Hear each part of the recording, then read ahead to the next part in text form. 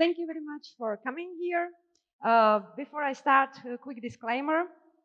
I have a speech about vegan outreach, but I'm not saying that other ways of activism, like direct actions or work on legislation, are not valid or important. But for now, I will focus on one-to-one activism and vegan outreach, which is getting quite common way in recent years, how to spread this compassion and compassion way of living.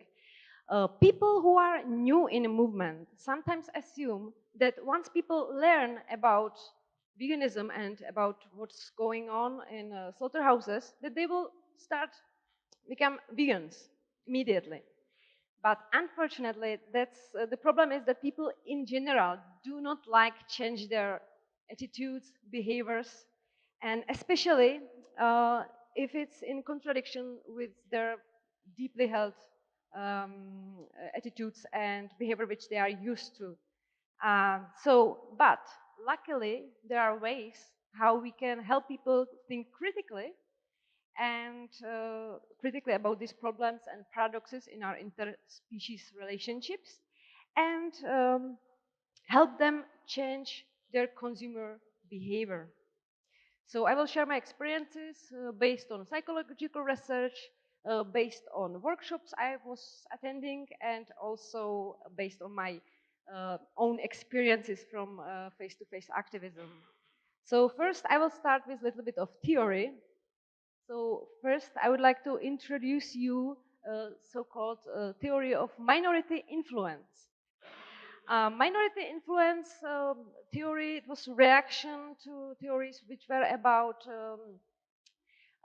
being conforming, because before this theory was launched, people assume that it's the majority who has the power over other people. So it's like, it's important that we have the numbers. But actually, this theory came with this assumption that actually even minority can change majority if there are certain conditions filled. So what are these conditions which are good to think of when we want to be successful minority and become majority in future? So these three features is consistency and confidence, flexibility and compromise, and identification. First, what does it mean being consistent? It means that we have our strong position and we do not change that position. So like we would one time say, okay, it's okay to eat eggs from your grandmother, and second time we will say, no, we have a problem with that. So it's like being clear what is our ethical stand. Yeah. So that's what does mean being consistent and also being confident. Also, when majority is confronted with someone with self-confidence and dedication to take unpopular stand, then actually they may assume that he or she has a point. Yes, that's why, for example, Cube of Truth are so popular and successful, because people have dedication to stand there 3 hours, so other people will think, okay, there's something important about it. That's something which is worth it so much that these people are standing here and want to share this information with you. Second, which might seem contradictory to the first one, is flexibility and compromise. It doesn't mean that we will tell people, okay, it's okay to kill animals when they are treated better way, but it means that we are not dogmatic.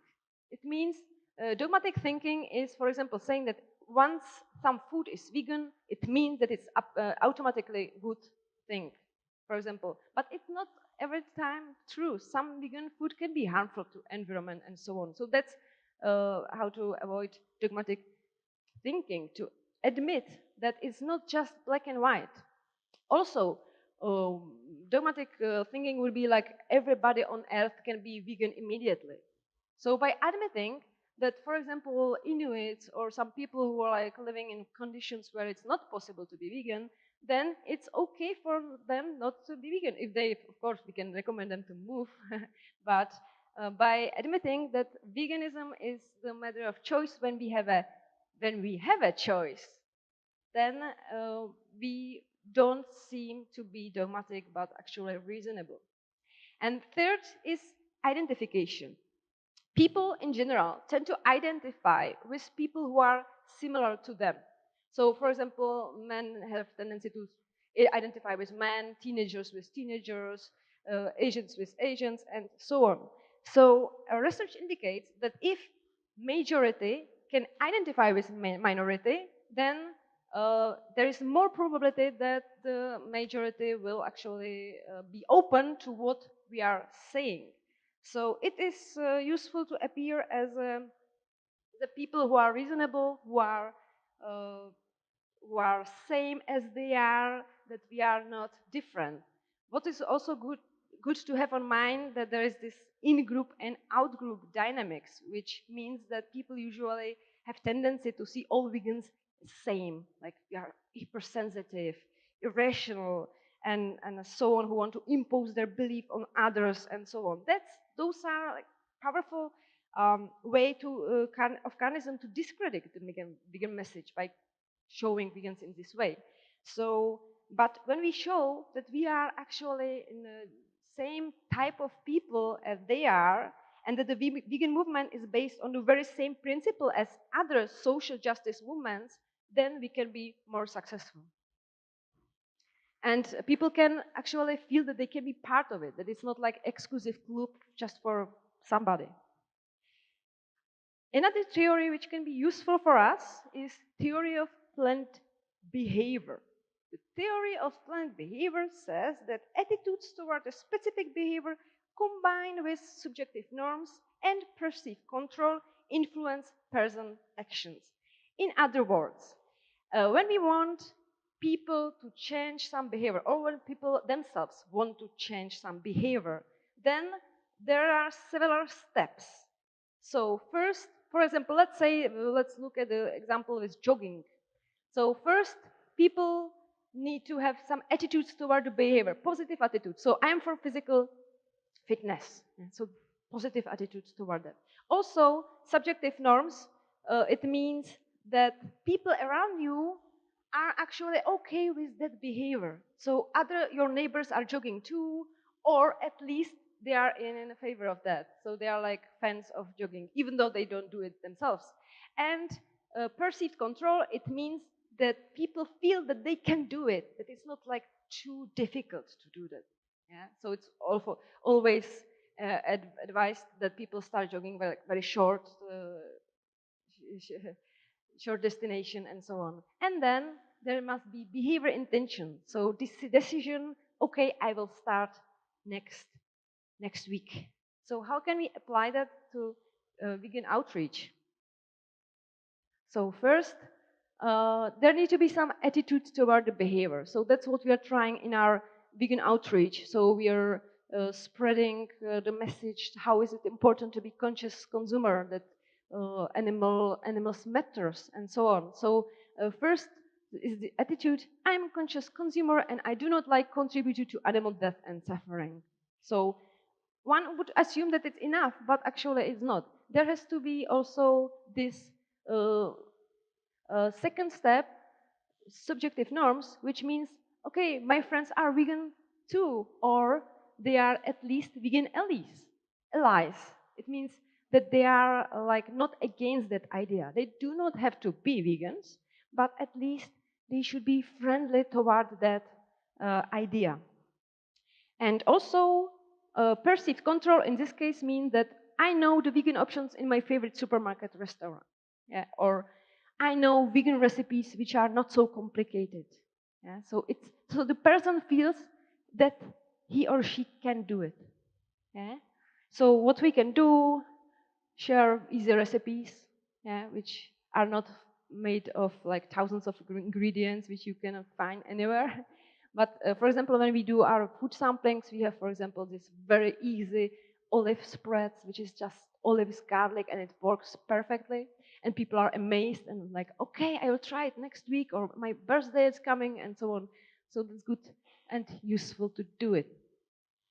Also, we can help people with that feeling that they are capable of doing that by working on options in restaurants. So it's very important to ask for vegan options everywhere. Everywhere you are, don't be shy. You know, it's worth trying, because without that, they would not know. They maybe, you know, they don't know that there are vegans around. So once people start coming, asking, then the situation will change. It's already worked perfectly with soy milk, for example, in Prague cafes, where you can almost everywhere can find one. We have a campaign about vegan cheese in every pizzeria. So that's also a thing which can be quite useful and help people to overcome barriers which could be perceived. And do not forget about the fourth step. So, okay, now is the right time. So, what is the incitement? Yeah. What is the stimulus? And that's where we can play a role, and we can actually be that stimulus which will tell them, okay, now is the time, now you can do it. And so now we are doing it. So before, I will show you what we did in the past and what we changed. So in the past, with our NGO, we did public screening of the documentary movie Earthlings. It was big screen. It was quite loud, so there were like screamings of animals on whole square. And some people got interested, but some people were put off by that. They were running away. They were like scared. And after some years of doing that, we came to conclusion, and with the help of knowledge of Melanie Joy, that actually it was victimization of those people. They were forced to watch it, so it can be barrier for their change. Because when they are forced to watch it, then they build this wall, like, no, I'm not ready to watch it. It's the same with this, for example, showing people these videos in subways where it's very limited options to escape, because you are in some train and you have to watch it. Yeah? So actually what's going on there, that these people are victimized.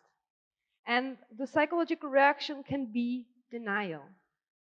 So what can we do to show people this horrible reality, and at the same time not to impose these psychological self-defense mechanisms? So first, yeah, because as Tobias yesterday mentioned, food comes first and then the morality.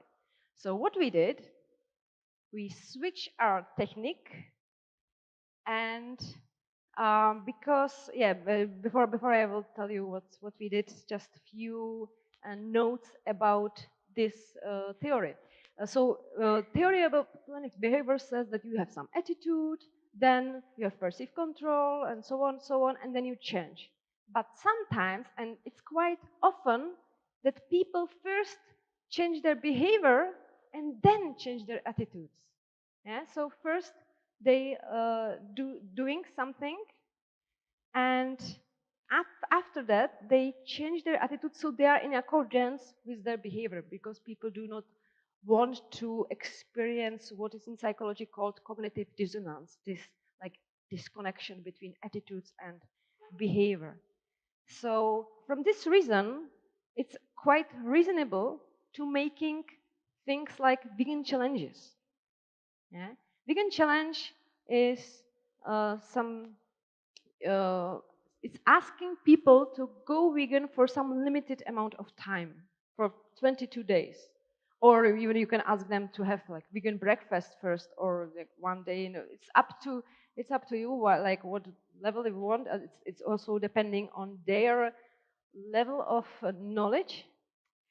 But it's good to know that sometimes it's good when their behavior, when they will start eating vegan, even when they are not applied like vegan philosophy, because it can come after that. Because actually, when you're eating food, and there are a lot of experiments showing that when you're eating animals, you have this tendency to deny those information. So once you stop eating them, now you have open now you have open possibilities to actually perceive what's going on without blocking your thoughts by your self mechanisms. Yeah, so that's why these pledges are so good, and I support them. And what we started to do in our everyday activism, that we started to offer vegan food samples. So it's based on the fact that we offer some delicious food. It has to be delicious, as also Tobias mentioned yesterday. So we have some sweets, we have some salty things, we have some typical Czech food, we have also some international food, and so on. And once people try, then what can be result? That they will reduce their prejudice toward vegan food. That's one reason why we're doing that. This is, I will very briefly introduce you this interesting experiment which one of my students of social psychology did. So she did experiment with, and in this experiment she offered 4 samples of vegan sausages to passers-by on the street. Yeah, and it was all the sausages were the same, stofurky. But she told them that A, B, C are made of pork meat, and that 4th one is vegan. And then she asked them which one they prefer. You can see A and B was quite similar. Yeah, people sometimes correct their, like they like second more than one, even though it's like the same. But you can see dramatic change here. So this is a big prejudice toward vegan food which we are facing and we have to fight. Yeah. So food samples is one of the ways how to do that. Also, another reason why we're doing it, that people, when they try this food, they are much more willing to take leaflets and more information. Yeah? So it's, in psychology we call it norm of reciprocity. That's the tendency to treat others as they have treated us. So people feel obliged to repay for your act of kindness. So they can take leaflet, they can have a conversation about veganism with you, or learn more. Yeah. And after some years, we came to the conclusion that giving them leaflets is not enough, that it's not that right stimulus to push them. So what we added is virtual reality. It's a great project by Animal Equality. It's called iAnimal. You can find these videos also at YouTube. And so and we started to do not only vegan samples, vegan food samples, but at the same time we offer them, like, you can try virtual reality from the life of farmed animals.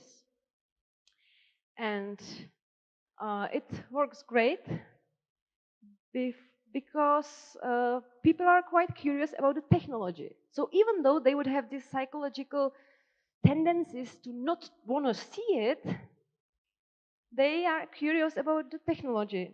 So what's working there is also psychological. It's a technique, it's salesman techniques, but actually we can use it for a good cause. That's a low-ball technique. It means that, okay, they will come to the stall, they say, wow, that's a virtual reality device. Could I try it? Is it, like, what is there? Is it free? Can I? And they're like very curious.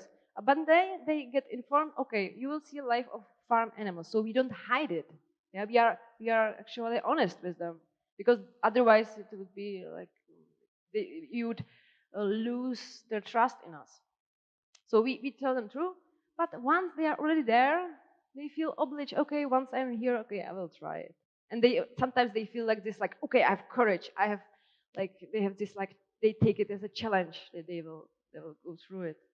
So they think from themselves, probably it's not going to be very nice, but once I already promised, I will do it. It's based on the principle of commitment.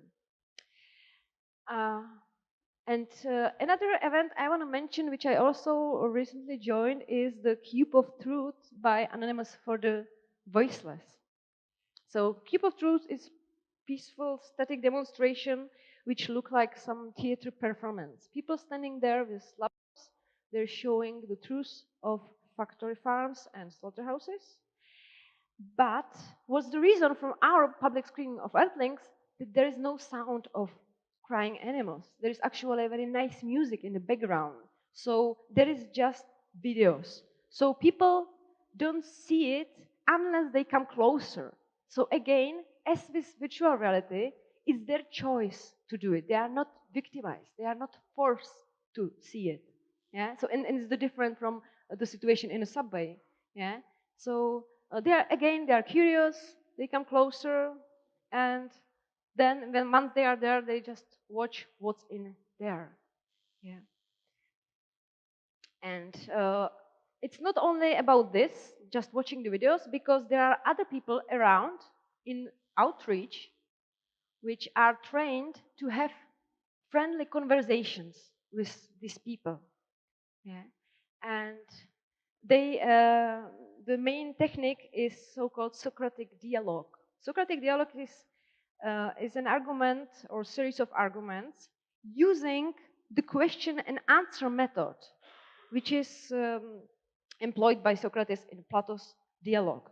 And the difference from normal, like usual conversation between activist and bystander is that we don't tell them what is wrong or what is good. We are asking them what is their values, what are their values, what are their attitudes. Yeah. So instead of telling them it's immoral to kill an animal who does not want to die, we ask them, what do you think? What do you think? Is it moral to kill an animal who does not want to die? So by that questioning, they actually came to conclusion that they are already theoretical vegans. They just need to connect their attitudes with their actions. So it's very like friendly conversation. There is no like shaming people, and it's very nice experience. So that's why I recommend people to join that. And the aim of this dialogue is to offer them like to go vegan.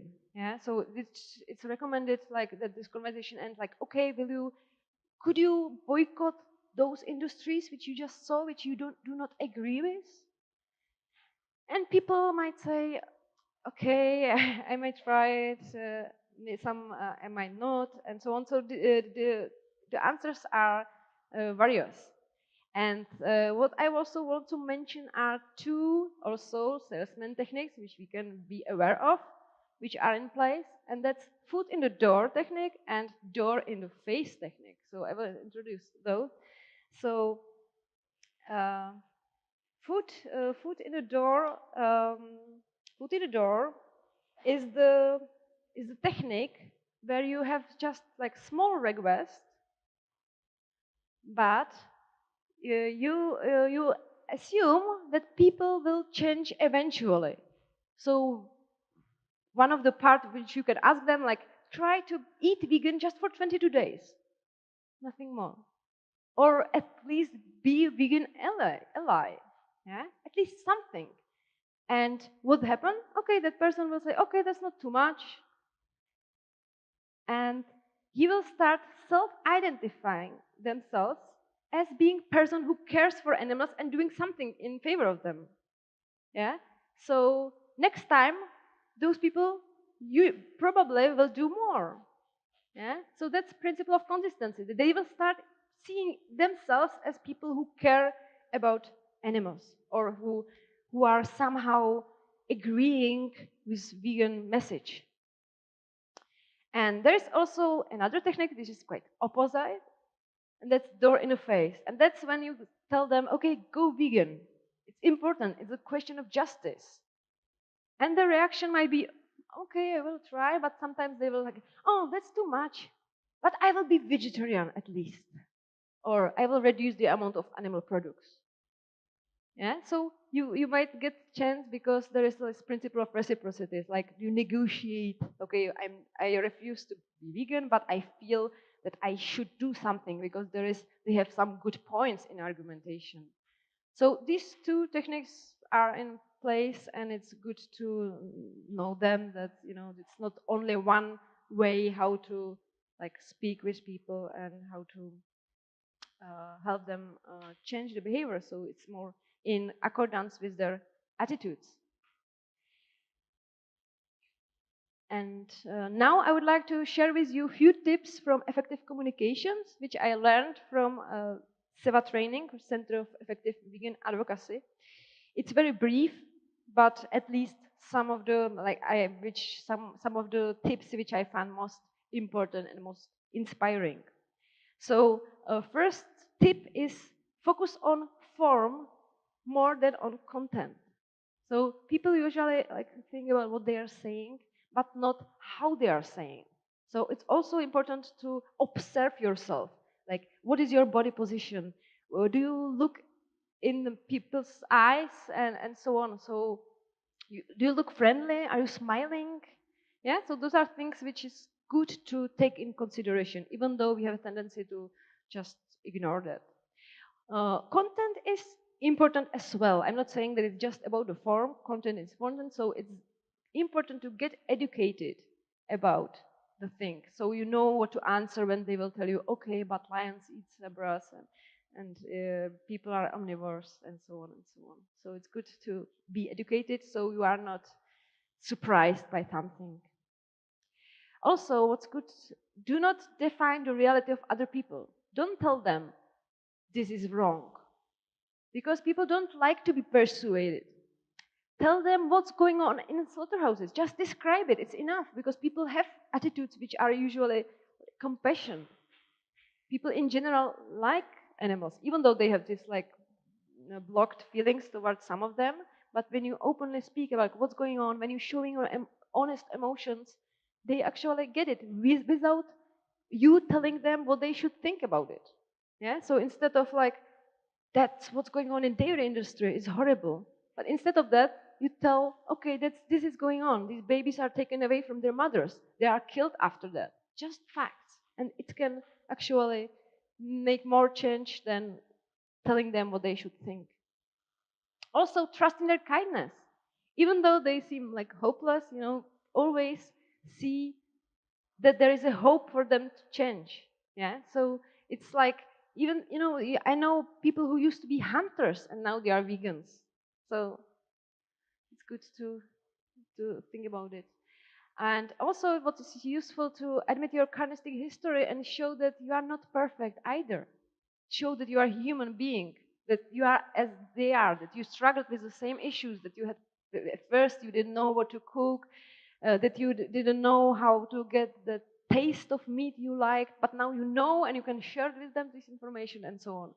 So by that, you're not showing yourself on some pedestal, but you actually showing that there is no difference between you and them. You just overcome some barriers, but your attitudes are quite similar.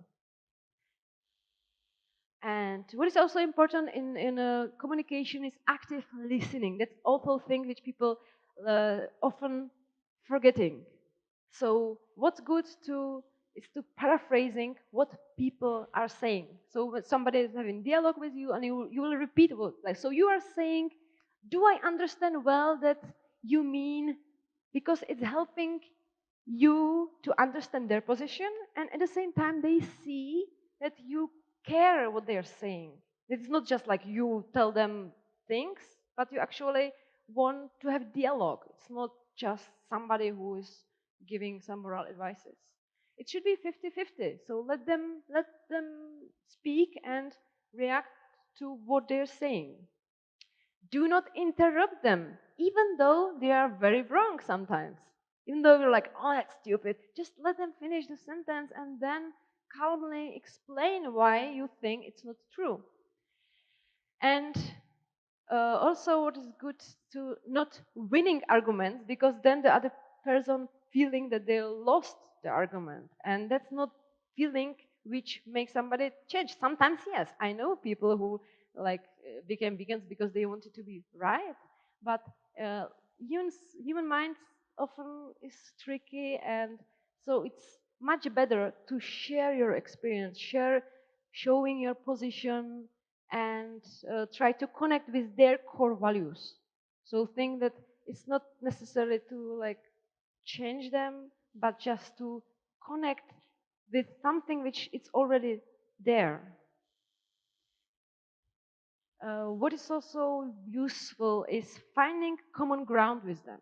Yeah. So you already like animals. You have a dog. That's a cute dog. You rescue him. That's nice of you. You know. So focus on what they are already doing, not what they are not. Like, no, you're not loving animals. You eat them. No, but no, you're loving animals. You like those, or you admire animals in wild. You protect them and so on. Or you can connect with environmental concerns. Maybe you know that the person is like doing salt wasting, saving water, do not use plastics, and so on. So focus on what you have in common. That's my advice. And what is also important is body language. I already spoke about like how it's good to have a eye contact, how to smile, how to be approachable. And one tiny detail which people usually don't think about can be very powerful is position of your hands. So there was a research which compared how people react to speech given by different gestures, and it was an experiment by Alan Pease, which is experienced psychotherapist, and the the talk which was held with this palms up was remembered and respected much more than when these hands were like this down, or when you're pointing. It's also like this habit when you're speaking to somebody, like you point at them, and that it's better to avoid that. So it's always better to like show, because you showing your vulnerability, you showing your like honesty, that you have nothing to hide from there. Because then you're doing this like it's like you're hiding something. Yeah. And it's like lack of weapons and so on. So if you would like to know more about this I would like to inform you that there will be this CEVA training from where I have these informations. So I recommend you to attend that definitely if you haven't yet. It's by Melanie Joy and Tobias Leinart. Very useful. And it's not only in Prague, it's everywhere in the world. So you can find, if you are from a different country, you can find when is it in your country. And last thing I want to mention that not only this face-to-face communication can be powerful, but also showing your compassion, just showing your emotion can be also very powerful.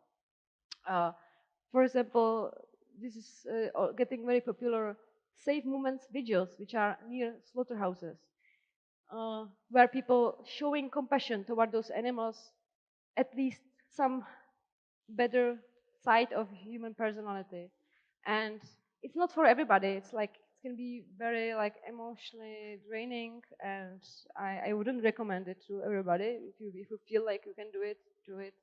And what's powerful that the same is, this is like less difficult. It's like this is the event we did, Farmed Animals Day, where we commemorate all the victims of uh, meat and dairy and egg industry. And it's about showing your emotions and compassion, because compassion is contagious. Yeah, because recent social studies in university settings suggest that witnessing both compassionate and pro-social behavior inspire others to behave in a similar manner. Yeah. And at the end, I just want to mention that sometimes it's small to inspire one person to change, or at least to become vegan ally. But think about it, that this one vegan will influence much more people. So he has suddenly these people who never heard about veganism becoming vegans friends. And maybe one of those friends will get inspired, and that person will share the experience, and so on and so on and so on. I know there are some other techniques like which could be even more effective, like disruption and legislation changes, which could be like blocking or like banning some farms and so on. But I still think it's valuable and it's important to know also how to reach people in like day to day experiences and face to face with people. So thank you very much for your attention.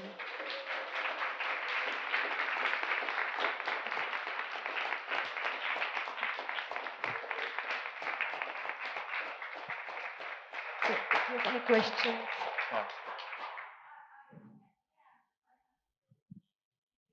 Hello, thanks for the talk. I was wondering, you showed the study about how if you tell someone it's vegan food, it tastes worse. Well, when I do food sampling, I have a sign that says vegan food sampling. So I was wondering, is that a bad idea? Should we just let them taste the food first and then tell it afterwards? No. We also have a vegan sign there because they are just curious, so they are not like avoiding it, you know. So I wouldn't hide it from them. It might be even more like, but um, I think it's okay because they are just once they come and they are curious, and I have experienced that they usually say it's good. So it's just in comparison that like we would do like, okay, we have a meat here and this and try. They maybe would be like biased to say that that one was better, but I wouldn't be afraid in this case. It would be interesting. That's a great study, though. What would be maybe fun to do, perhaps, and maybe effective, is to have two of the same, have them taste both and ask which they like, and then let them know, well, they're both the same. Yeah. And then they can learn about themselves. So that might be effective. Yeah, maybe. It could be something that would be worth trying, perhaps. Yeah. But also, I think it's important also to make veganism a better name.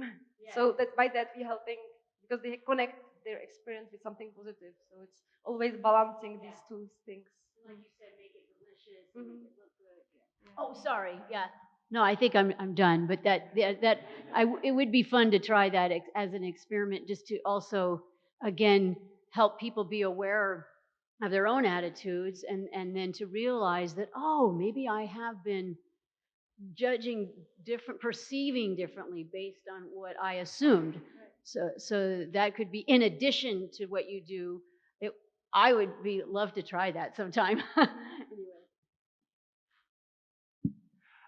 You mentioned the different ways you can do the ask, whether it's go vegan or have you thought about reducing? Which do you think is the most effective in your opinion? Which gets the best reaction?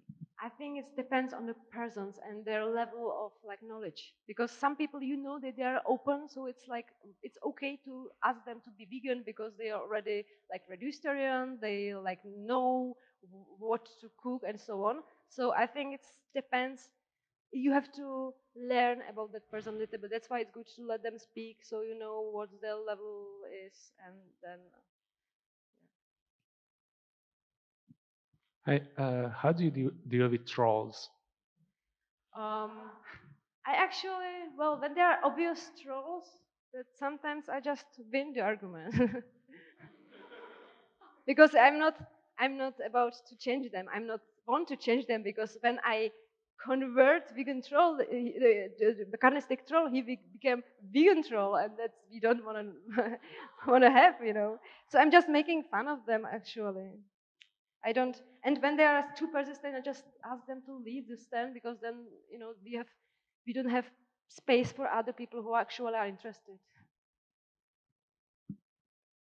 Thank you a lot for your speech. I've got actually two questions. The first one there was one thing about the research with the sausages, which made me really curious and think. It was the fact that, do you know why the people choose actually the pork C, where the sausage is the same? Why did they choose the pork C? Because I didn't tell it, but there were like two rounds. So it was first AB and then CD. So it was separately. Okay, and the second question is, which of the actions or thing you did was, according to the most influential and effective for people, like the mentioned things and the unmentioned? What do you mean? So Like your activities as autopsy of chi, which of them do you think was the most influential or more effective for people? I think this virtual reality actually, because I can see immediately the change of the people, how they like remove it. Some of them know, some it's just like one seed, but sometimes they are like really, I cannot eat it anymore, like when they take it off. So I would say that with combined with food. Hi, thanks. This is really interesting. I study psychology myself. I'm interested in hearing if you think there's any room for elaboration on research on this topic. What's most effective? Do you have any ideas yourself of how you could research more different kinds of effective communication? Sorry, what was the question again? Do you have any ideas of how to sort of elaborate on the studies? You had the study of the different meats, the same meat. Do you have any ideas of other studies that could be made in this sort of street activism? Actually, no, I don't know about the research, but I have some students who are like willing to start soon. So I think there will be some experiments like that, but I don't know yet about something like that. Just a quick follow-up question about your virtual reality. Do you include the sound? Yes. Good. They have Good, because that's powerful. Yes. Yeah, good, great.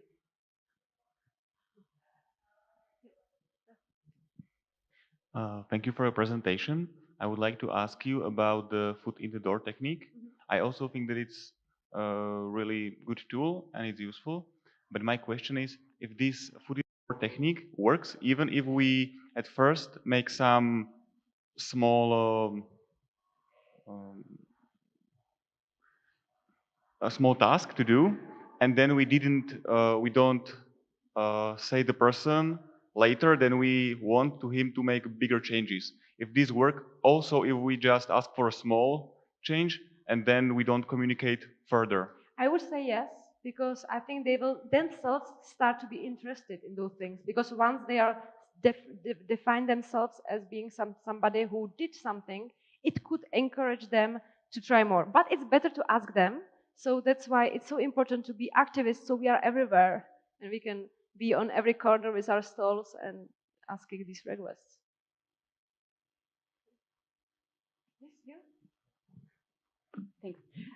I was curious about, do you also make studies on which arguments are the most persuasive ones? Because what I think and what made me go vegan in the end was not maybe the killing, because I think this is for people justifiable, because you can say animals, they kill each other too. But for me, it was the suffering that comes with it and the whole process. Or maybe now more people respond to the global impact this factory farming has. So do you have any, like, did you study which arguments are the most persuasive ones? Well, there are like four main legitimization of eating meat. It is like it's a norm. It's normal. It's necessary. It's natural, and it's nice. So beating those four arguments is, in my opinion, most important to explain why is it not necessary? Why is it nice when we eat food? Why the being nature doesn't mean that being right, and so on. So I think these like arguments. When I would count like logical arguments, of course there are other ways which, for example, for people who love dogs, it's most effective to connect them that it's actually the same experience, that dog is suffering the same as their dog or cat, and so on. So it depends on the person. But I would say in general, beating those four main arguments or legitimization of eating meat and other products. Any other questions? Normal, natural, necessary, and nice. Okay, great. Thank you very much.